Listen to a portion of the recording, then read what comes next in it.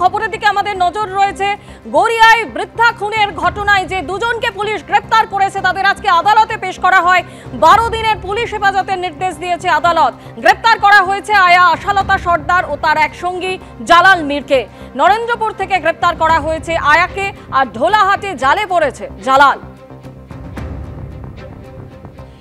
নিউগড়িয়া আবাসনের ৭৯ বছর বয়সী বৃদ্ধা বিজয়া দাস খুনের ঘটনায় মূল অভিযুক্ত হিসেবে পুলিশ গ্রেফতার করেছে এই বাড়িতেই সদ্য কাজে যোগ দেওয়া আয়া আশালতা সর্দার এবং তার পুরুষ সঙ্গী মোহাম্মদ জালাল মীরকে।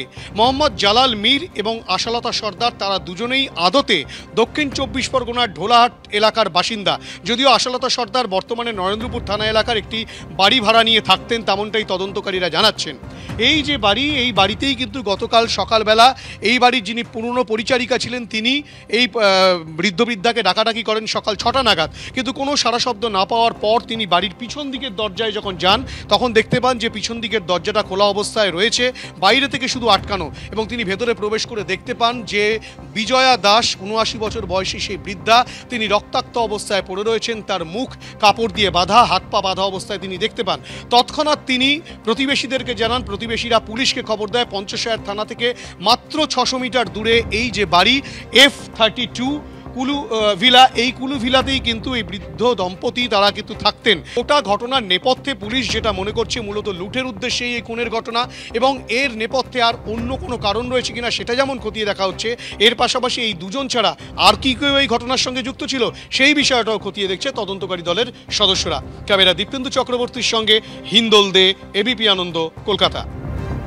রীতিমতো পরিকল্পনা করেই কিন্তু এই ঘটনা ঘটানো হয়েছিল, এমনটাই কিন্তু পুলিশ সূত্রে জানা যাচ্ছে। নিউ গড়িয়ার অভিজাত আবাসনে একাকী বৃদ্ধা খুনের কিনারা। বৃদ্ধাকে খুনের অভিযোগে গ্রেপ্তার সদ্য কাজে যোগ দেওয়া আয়া। গ্রেপ্তার আয়া আশালতা সর্দার ও তার এক সঙ্গী জালাল মীর। এই দুজনকেই আজকে আলিপুর আদালতে পেশ করা হলে তাদের 12 দিনের পুলিশ হেফাজতের নির্দেশ দিয়েছে আদালত।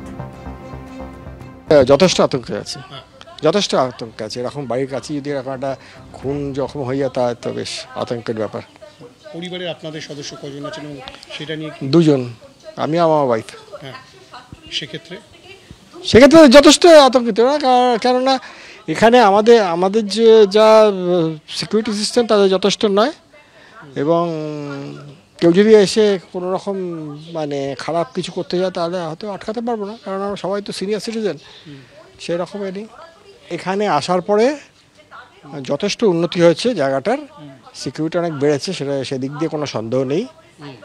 তবে তাদের একার পক্ষে তো সম্ভব না। যদি আমরা যেরকম একটা সময় ছিল পাড়ায় পাড়ায় একটা নাইট গার্ডের ব্যবস্থা ছিল, তখনও তো পুলিশ সিস্টেম ছিল, তা সত্ত্বেও করতো, নিজেদেরকে ব্যবস্থা করতে হতো।